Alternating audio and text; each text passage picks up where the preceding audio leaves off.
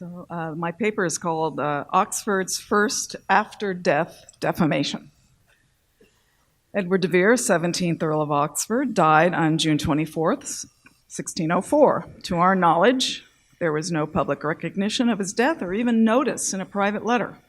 His funeral, if one occurred, went unremarked. Putting aside his greatness as the poet-playwright William Shakespeare, Oxford was one of the most highly ranked nobles in the land. Oxford had also patronized many books by historians, musicians, translators, theologians, 6 of whom were still alive at the time of Oxford's death. They include Oxford's former secretaries, John Lidley and Anthony Mundy, who are also dramatists. It may be significant that none of Oxford's grandchildren or great-grandchildren were named Edward, only his illegitimate son by Anne Vavasor. Despite the various scandals that touched him, Oxford remained an important courtier throughout his life. Queen Elizabeth granted him £1,000 per year annuity in 1586, an unprecedented amount for no stated reason. And King James continued it after the Queen's death in 1603. Why then the general silence at the time of Oxford's death? Could the answer be because he was a potent playwright? Although considered a déclassé or even fantastical hobby for a nobleman, recognition of Oxford's poetry and drama after death would have been socially acceptable. A good example is the courtier poet Sir Philip Sidney. He died in 1586. His sister, the Countess of Pembroke, reprinted his Arcadia 4 years after his death, and in his name. Oxford's works were printed nearly 20 years after his death, and without his name, along with a portrait that was not his. The universal silence of open as well as private posthumous remarks about Oxford's death and lack of eulogies implies there was a general dislike of him or fear to praise him. The most pervasive type of fear is political fear. The political fear was certain and can be demonstrated. For 7 straight years, 1593 to 1600, Shakespeare's poems and plays were published. This steady stream abruptly stopped in 1601, the year of the Essex Rebellion, which was February 8th. Convicted of treason, Essex was beheaded, and co-conspirator Earl of Southampton was imprisoned in the Tower of London. Southampton's association with Shakespeare was well known. Shakespeare dedicated 2 popular poems to Southampton, and many believe Southampton was the fair youth of the sonnets, which were circulating in manuscript. In addition, Essex supporters used Shakespeare's play Richard II to prepare the populace for deposing Queen Elizabeth. No wonder publishers avoided printing Shakespeare that year. There was even more reason for the literary world to be mum about Oxford's death: his view of the succession. It is fact that Oxford's candidate was not King James of Scotland, the eventual successor. Only days before Queen Elizabeth's decease, the Earl of Lincoln reported that a great lord who resided in Hackney, which would be Oxford, sounded him out about Lord Hastings as a successor. Hastings was Lincoln's nephew. Lincoln said that the great lord also inveighed much against the nation of the Scots. This incident, however, occurred at a private party. How would the public at large know that Oxford did not originally support the King of Scotland for the English throne? And the answer is Love's Martyr.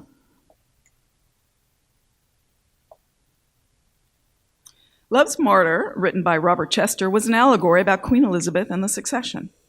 Chester urged the phoenix, a recognized symbol of the Queen used throughout her reign, to accept the new princely phoenix, a child sired by the turtle dove. Otherwise, the Tudor dynasty would end. Here's Queen Elizabeth as they call it the phoenix portrait because right here, I'll show you. It's a jeweled pendant of a phoenix.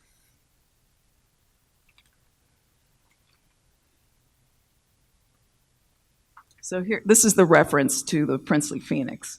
From the sweet fire of perfumed wood, another princely phoenix upright stood, whose feathers purified did yield more light than her late-burned mother out of sight. And in her heart rests a perpetual love, sprung from the bosom of the turtle dove. Long may the new uprising bird increase, some humors and some motions to release, and thus to all, this is Chester speaking, and thus to all I offer my devotion, hoping that gentle minds accept my motion.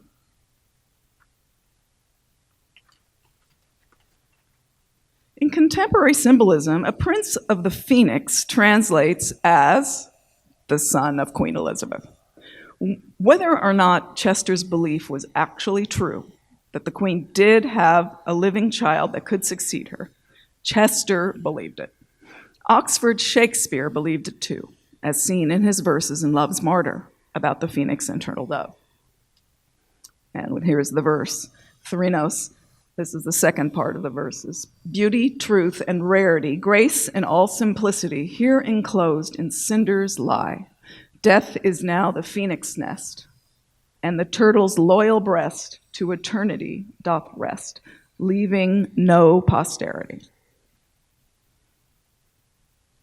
Queen Elizabeth was referred to as Beauty and Beauty's Rose by other authors. So in Shakespeare's verses, beauty is the queen, truth is Vere Oxford, and rarity is the supposed child. Shakespeare's verses appeared in the second part of Chester's book titled Diverse Poetical Essays. Ben Jonson, George Chapman, and John Marston also contributed verses on the same theme. Thus, Chester, Shakespeare, and the other contributors advertised their position on the succession. King James was definitely not Elizabeth's child, but he got the throne after she died in 1603. Why would anyone want to acknowledge Oxford's death in 1604 or praise him for his contribution to literature, knowing this unchangeable fact? 13 months into James's reign, praise of Oxford could have been perceived as treasonous. Why take the risk? Oxford did, however, sign a petition with other highly positioned men that proclaimed James as the new king soon after Elizabeth's death. But evidently the fact that he, whom the literary world knew was Shakespeare, did not initially support James as king stuck.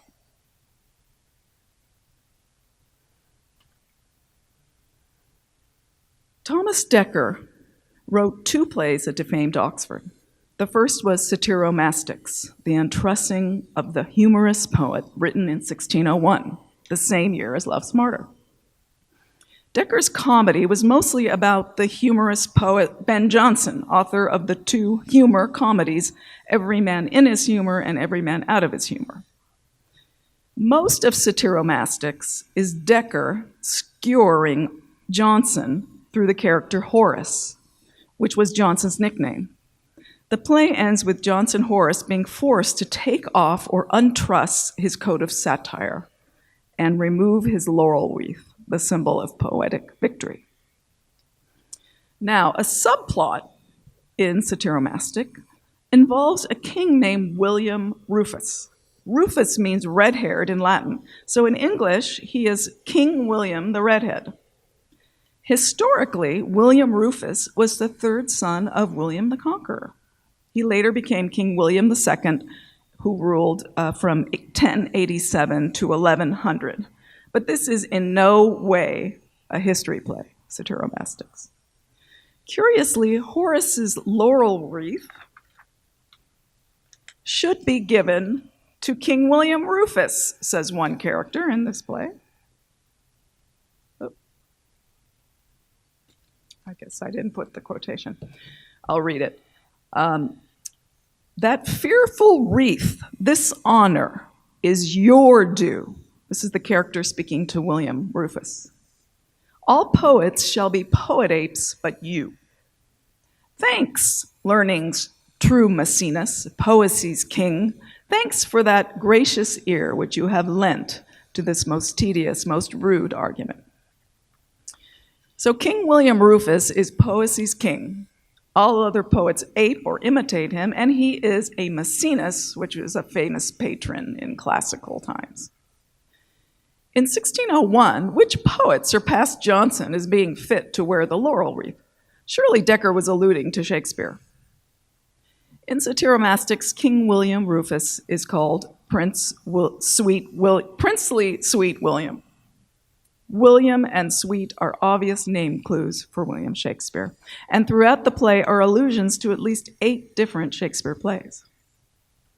If King William Rufus was meant to represent Shakespeare, then in Dekker's mind, Shakespeare was highly ranked, had red hair, was a patron of scholars, was an excellent poet, and was one who should wear the crown laurel, but does not or could not publicly because of his high status.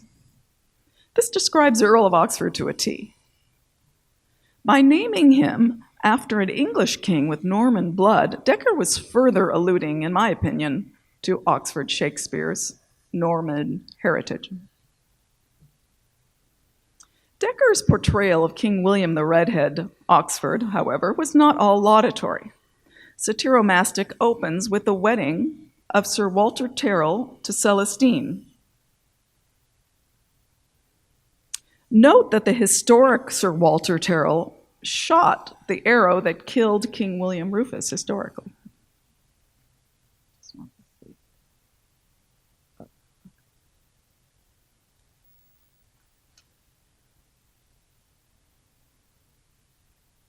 The king attends the wedding, and as soon as he sees the bride, he asks the groom to postpone the wedding night so he can spend it with her. The groom reluctantly agrees.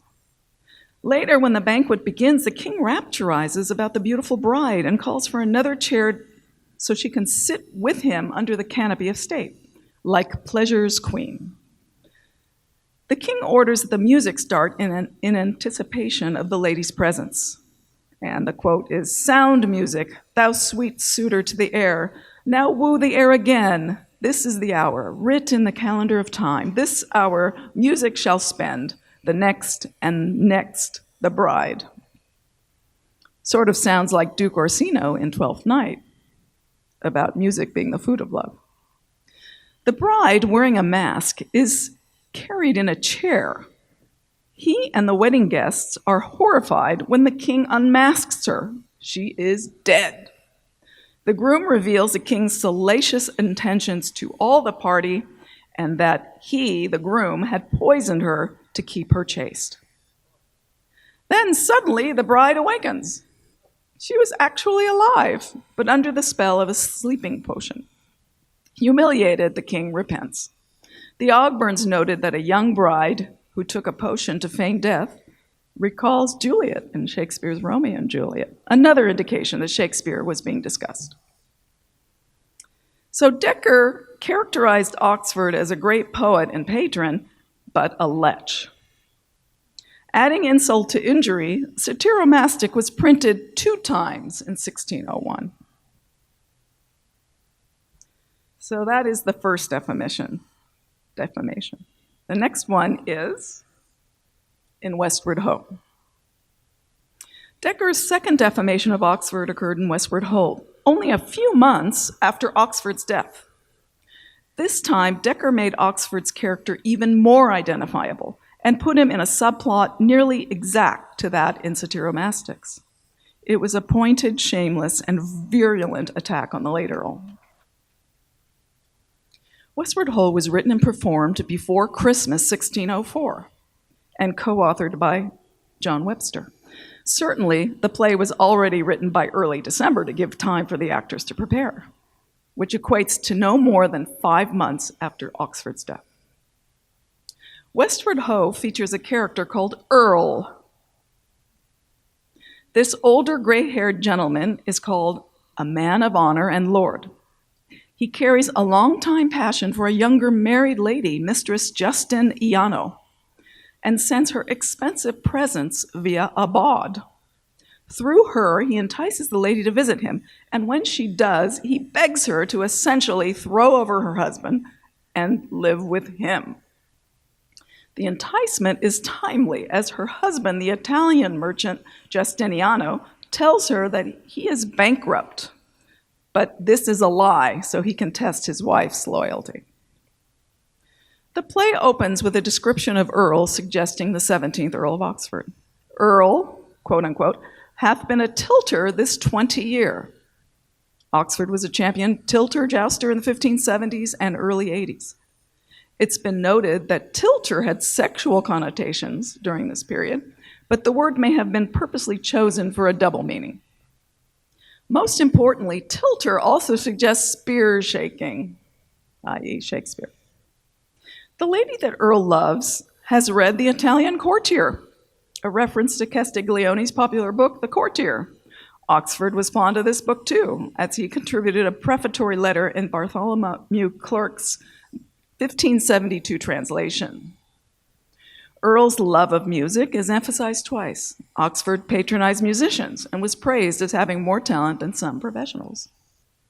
Just like the king in Satyromastics, Earl in Westward Ho anticipates another meeting with the lady he loves and orders his musicians to start playing.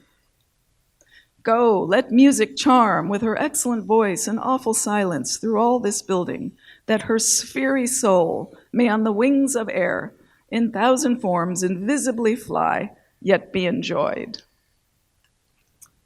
In the same passage, servants chat about Earl conjuring strange characters, which suggests the magician Prospero in The Tempest.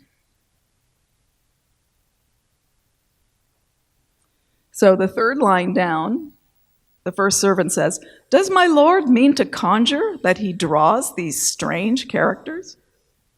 And the second says, "He does, but we shall see neither the spirit that rises nor the circle it rises in."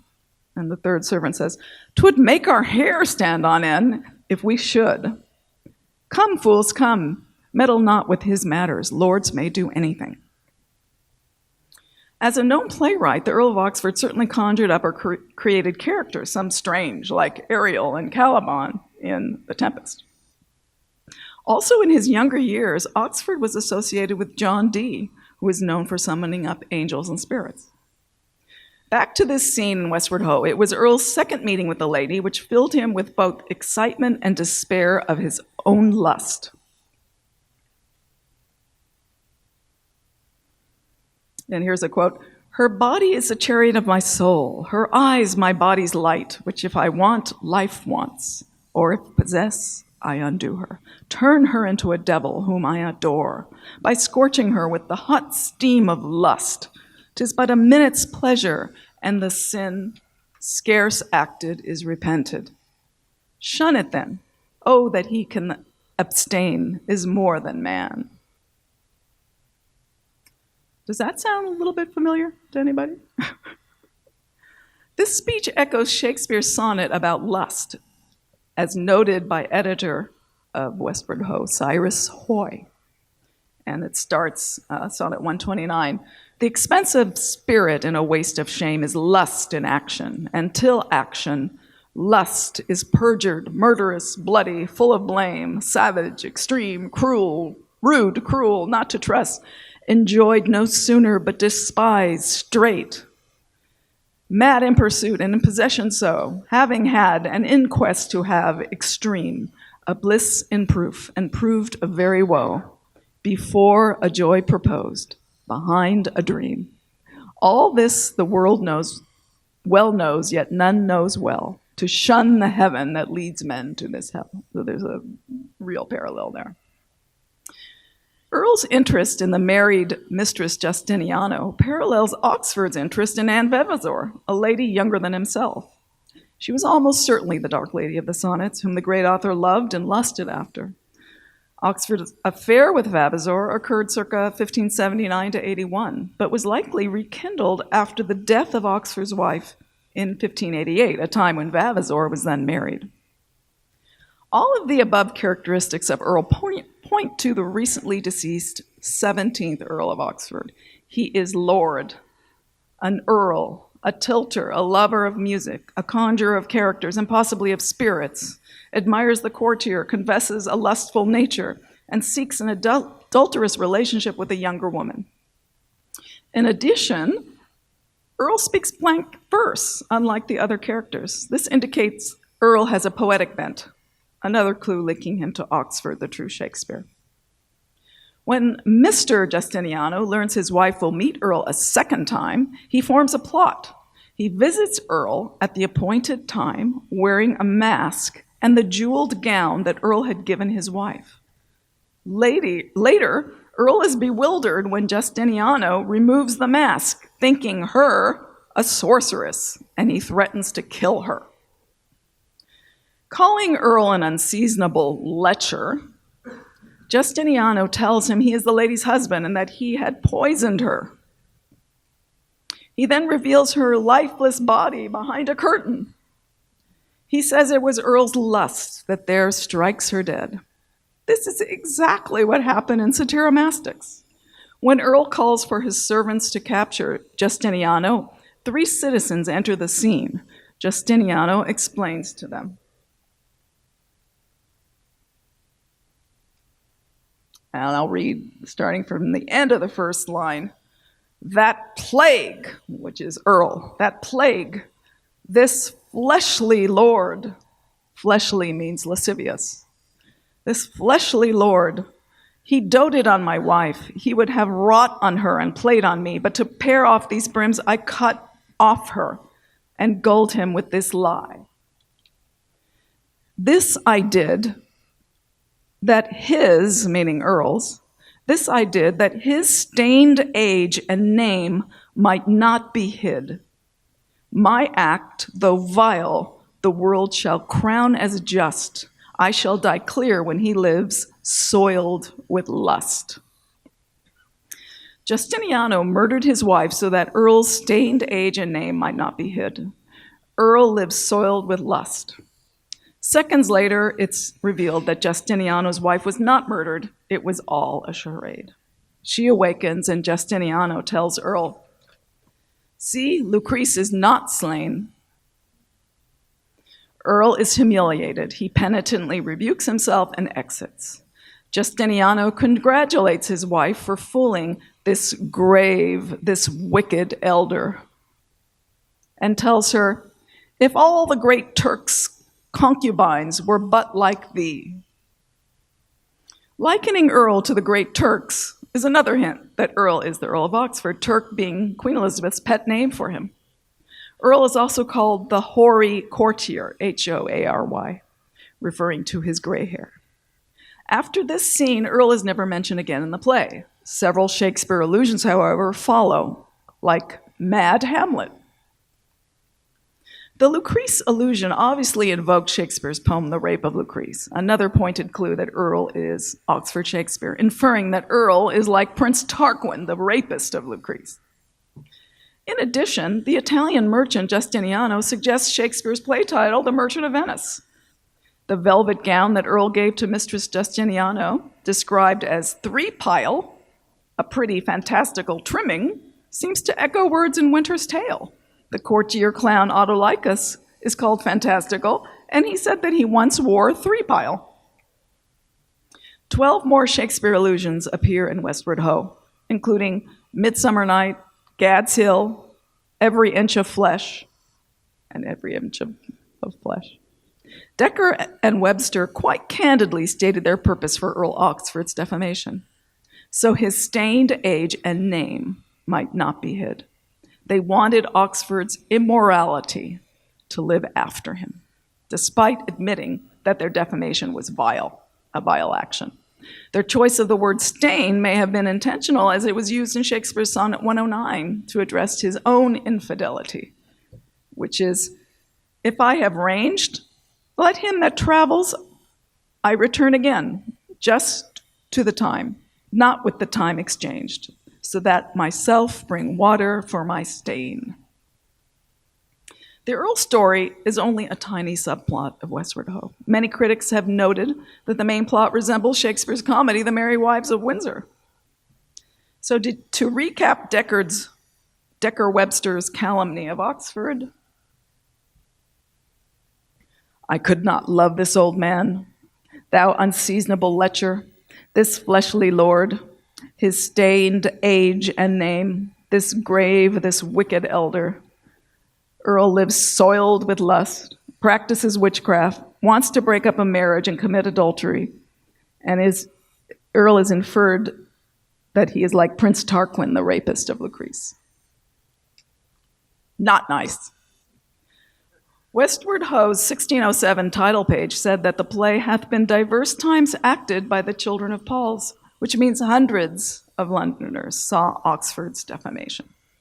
Those who recognized Earl as the Earl of Oxford would probably think twice about praising him after his death. 3 well-known authors, however, did not keep silent.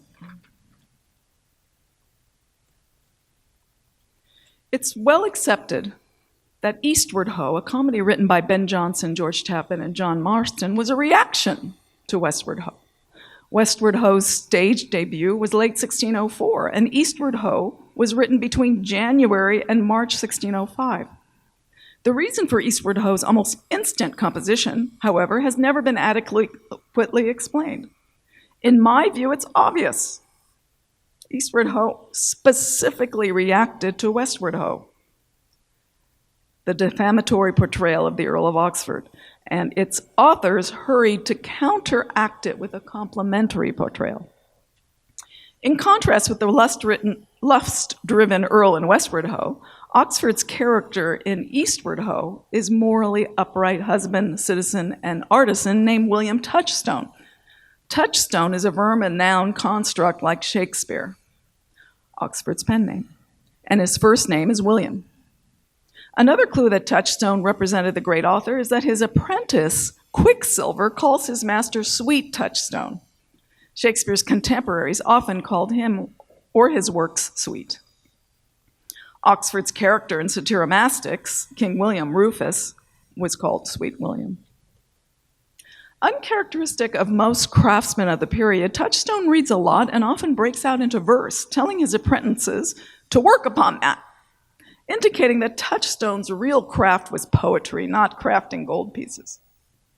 His apprentices, therefore, would be aspiring writers.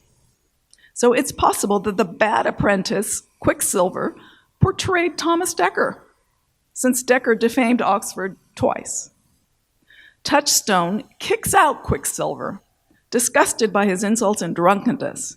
Later in the play, Quicksilver, while in prison, wins over Touchstone by reading a verse he wrote about repentance. Uncharacteristic of most craftsmen of the period, Touchstone reads a lot and often breaks out. I already said that. Touchstone's good apprentice is Golding, a name associated with Oxford. His uncle, Arthur Golding, a noted Latin scholar, tutored him as a child. Arthur Golding's youngest son, Percival, later lauded Oxford in a 1625 manuscript. Touchstone has 2 daughters. Oxford had 3. For seasoned playgoers, Touchstone would have immediately brought to mind the character of the same name in Shakespeare's comedy As You Like It. Shakespeare's Touchstone had a meaningful encounter with a simple young man named William, who was born in the Forest of Arden, part of which is situated in Warwickshire, the Stratford Man's county. Shakespeare's Touchstone interviews William and demonstrates that he, the courtier clown, was the great author Shakespeare, not the unlearned rustic William Shakespeare of Stratford. He says to him, "For all your writers do consent that Ipsy is he. Now you are not Ipsy, for I am he." In Eastward Ho, 8 allusions to Hamlet occur in one scene. One of them parallels Ophelia's song about her dead father in Hamlet. So these are both songs sung about their father. So I underlined the parallel lines. You can see, like, all flaxen was his hair, he is dead, laid in his bed, and never will come again.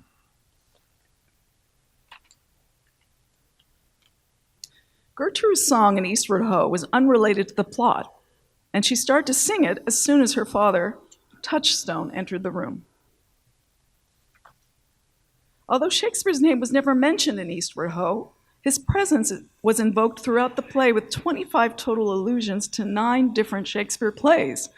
With this perspective, one can view Gertrude's song as a veiled memorial to Shakespeare, the father of Hamlet, or in words sung by both Gertrude of Eastward Ho and Ophelia in Hamlet about their fathers, "He is dead and never will come again." The second and more complete edition of Hamlet was released in late 1604, early 05, which undoubtedly the three Eastward Ho authors had eagerly read. Such prominent writers as Johnston, Marston, and Chapman collaborating on one play was very unusual, which further supports the idea that the play was a memorial. These writers presumably knew Shakespeare, as they had joined him with poetic contributions to Chester's book Love's Martyr 4 years previously. Although Eastward Ho was performed on the public stage for several months and the text licensed for print, the government suddenly took offense to it. In September 05, Johnson and Chapman were imprisoned. 4 to 6 weeks later, they were released. Critics today believe their arrest was caused by the play's offensive language about the Scots, but excised material shows no such thing. And a cameo appearance of King James was kept in. Also, despite the evident offense it had caused, the play did get printed that year, and in 3 editions, which was unprecedented. Furthermore, the play was performed at least twice after the incident, once for the royal court. It's my conjecture that it was not Eastward Ho text that caused the problem. It was Johnson, Chapman, and Marston's previous involvement in Love's Martyr. Evidently, Eastward Ho's authors were unknown until their names were blazoned across the printed title page. Perhaps Eastward Ho, which was actually not offensive, was merely used as an excuse to scare these authors into not writing about Oxford in a positive light again. Interestingly, Dekker and Webster were untouched by the authorities after their character assassination of Oxford in Westward Ho. What motivated Thomas Dekker to twice defame a nobleman and poet whom he had admired? To understand Dekker, we should heed the words of Ben Jonson. It's commonly accepted that Demetrius, in Jonson's play Poetaster, represented Dekker. The actor, Histrio, says Demetrius Dekker was hired to slander Horace Johnson. So in Histrio, the actor, says, one Demetrius, a dresser of plays about the town here, we have hired him to abuse Horace and bring him in a play with all his gallants. Well, looks like there's something going on there. He, Demetrius, has one of the most overflowing rank wits in Rome. He will slander any man that breathes if he disgust him. Jonson wrote that Dekker was not above slandering someone for hire in a play.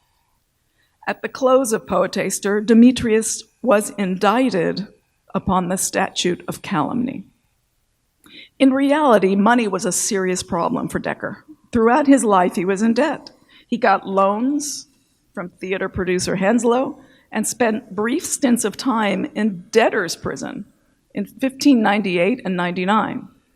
In 1612, he was back in debtor's prison, this time for 7 years. In Eastward Ho, Dekker is the bad apprentice, Quicksilver, who went to debtor's prison. With this in mind, it is likely that Dekker was bribed to defame Oxford in his place. Dekker possibly knew Oxford, as it is believed that he helped write The Weakest Goeth to the Wall, a play performed by Oxford's men and dated to the late 1590s. It would not be surprising if Sir Robert Cecil paid Dekker to slander Oxford. Cecil viewed Oxford as one who satirized him and his family in Shakespeare's plays, Richard III, Hamlet, and others.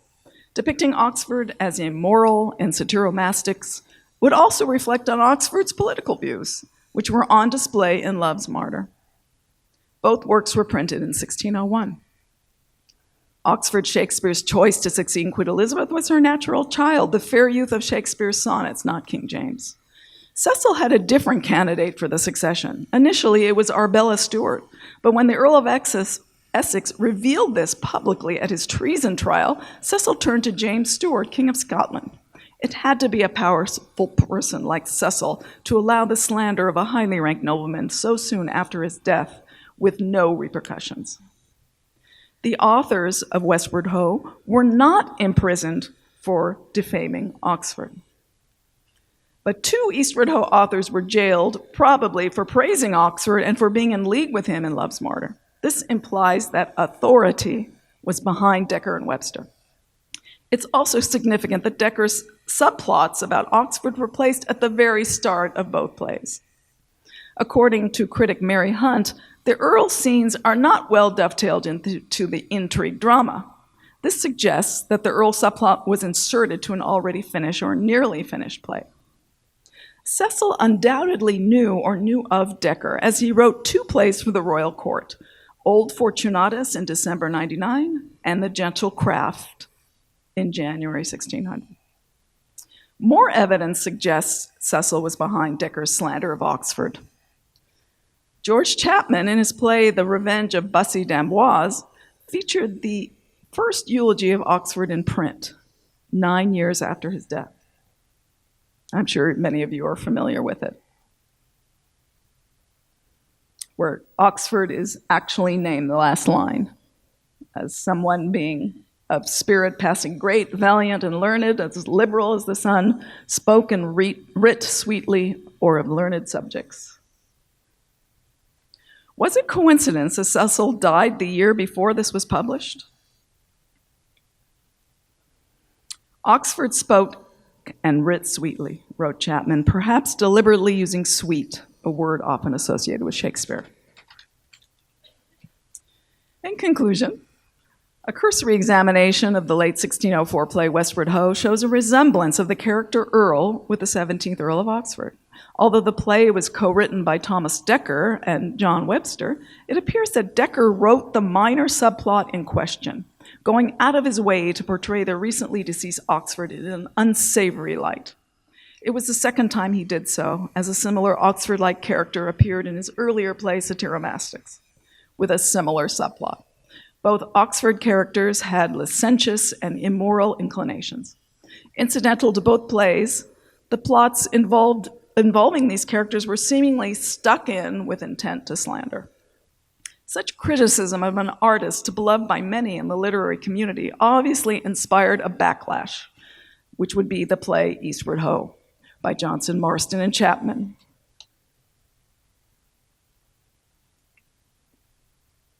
In direct opposition to Dekker's Satyromastics and Westward Ho, the authors of Eastward Ho depicted their Oxford character as moral and industrious. Dekker's public slander of Oxford is probably calculated to undermine his standing and authority, most likely because Oxford's stance on the succession. Oxford's position did not agree with that of the kingmaker Sir Robert Cecil, who, after the Essex Rebellion, schemed on behalf of King James VI of Scotland. Foreign-born James was legally unqualified to rule England. Oxford's position about the succession was publicly laid bare by his involvement with Love's Martyr, an allegorical fiction published in 1601, which alluded to a direct and living heir of Queen Elizabeth. A similar theme can be found in the Sonnets of Shakespeare, which, according to Francis Meres, circulated in manuscript. Dekker must have been paid to slander Oxford Shakespeare, as Dekker evidently admired Oxford for his literary greatness, as shown in the 2 plays discussed. Perhaps penitent for his part in Westward Ho, in 1612, John Webster praised Eastward Ho writers George Chapman and Ben Jonson in print. Webster also praised Oxford Shakespeare, placing Shakespeare's name before Dekker's. This was to the reader in The White Devil, published in 1612. Yeah. Sorry. No, I'm almost done. In conclusion, the non-recognition of Oxford's death can be summed up like this. During his lifetime, he did not want recognition for social purposes. People knew that Oxford did not originally support King James as Queen Elizabeth's successor, as allegorically shown in Love's Martyr. Oxford died only 13 months after James succeeded. There may have been political fear to praise him near the time of his passing. And finally, in 1601, the same year as Love's Martyr, and in 1604, shortly after his death, Oxford was defamed as an immoral lecher in 2 popular comedies, possibly funded by Robert Cecil. He was a victim of propaganda. Done.